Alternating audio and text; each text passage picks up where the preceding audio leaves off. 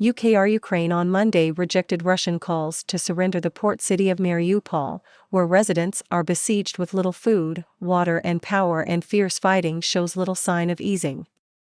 There can be no question of any surrender, laying down of arms, the Ukrainska Pravda news portal cited Ukraine's Deputy Prime Minister Iryna Vereshchuk as saying early on Monday.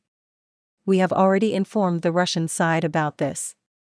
Russia earlier called on Ukrainian forces in Mariupol to lay down their arms, saying a terrible humanitarian catastrophe was unfolding. It said defenders who did so were guaranteed safe passage out of the city and humanitarian corridors would be opened from 1000 Moscow time, 7 o'clock GMT, on Monday. Mariupol has suffered some of the heaviest bombardments since Russia invaded Ukraine on February 4. Many of its 400,000 residents remain trapped with little if any food, water and power. Fighting continued inside the city on Sunday, Regional Governor Pavlo Kyrylenko said, without elaborating. Vereshchuk said over 7,000 people were evacuated from Ukrainian cities through humanitarian corridors on Sunday, more than half from Mariupol. She said the government planned to send nearly 50 buses there on Monday for further evacuations. Russia and Ukraine have made agreements throughout the war on humanitarian corridors to evacuate civilians, but have accused each other of frequent violations of those. In his latest appeal for help from abroad, Ukrainian President Volodymyr Zelensky addressed the Israeli parliament by video link on Sunday and questioned Israel's reluctance to sell its Iron Dome missile defense system to Ukraine. "Everybody knows that your missile defense systems are the best, and that you can definitely help our people, save the lives of Ukrainians, of Ukrainian Jews," said Zelensky, who is of Jewish heritage. Speaking in his daily video appeal to Ukrainians, Zelensky later welcomed the mediation efforts of Israeli Prime Minister Naftali Bennett, who has held numerous calls with him and Russian President Vladimir Putin. Mr. Bennett is trying to find a way of holding talks. "We are grateful for his efforts, so that sooner or later we will begin to have talks with Russia, possibly in Jerusalem," Zelensky said. "That's the right place to find peace, if possible."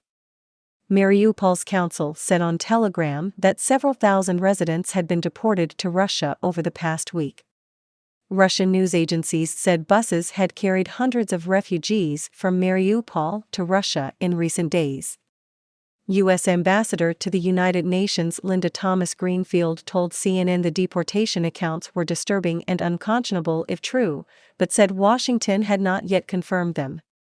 Reuters could not independently verify the claims. Russia denies targeting civilians. Greece's consul general in Mariupol, the last EU diplomat to evacuate the city, said it was joining the ranks of places known for having been destroyed in wars. "What I saw, I hope no one will ever see," he said.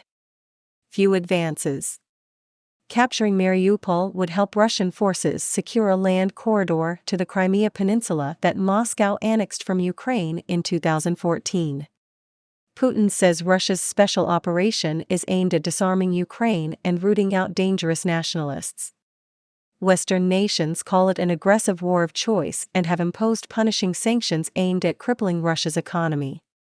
Ukraine and its Western backers say Russian ground forces have made few advances in the last week, concentrating instead on artillery and missile strikes.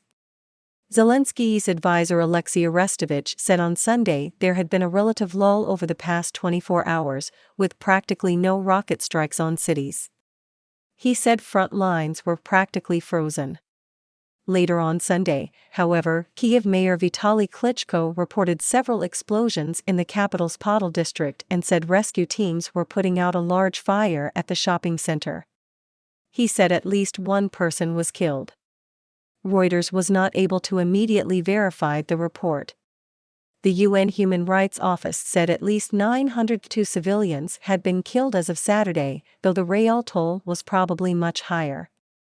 Some 10 million Ukrainians had been displaced, including some 3.4 million who have fled to neighboring countries such as Poland, the UN Refugee Agency said. Officials in the region said they were reaching capacity to comfortably house refugees. Kyiv and Moscow reported some progress last week toward a political formula that would guarantee Ukraine's security, while keeping it outside NATO, a key Russian demand, though each side accused the other of dragging things out.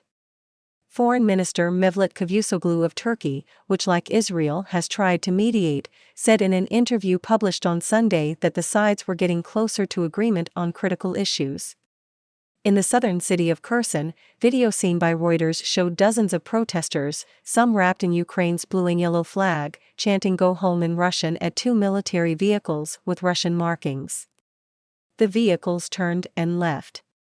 "I want the war to be over, I want them, Russian forces, to leave Ukraine in peace," said Margarita Morozova, 87, who survived Nazi Germany's siege of Leningrad in World War II and has lived in Kharkiv, eastern Ukraine, for the past 60 years. Ain refuses to surrender Mariupol.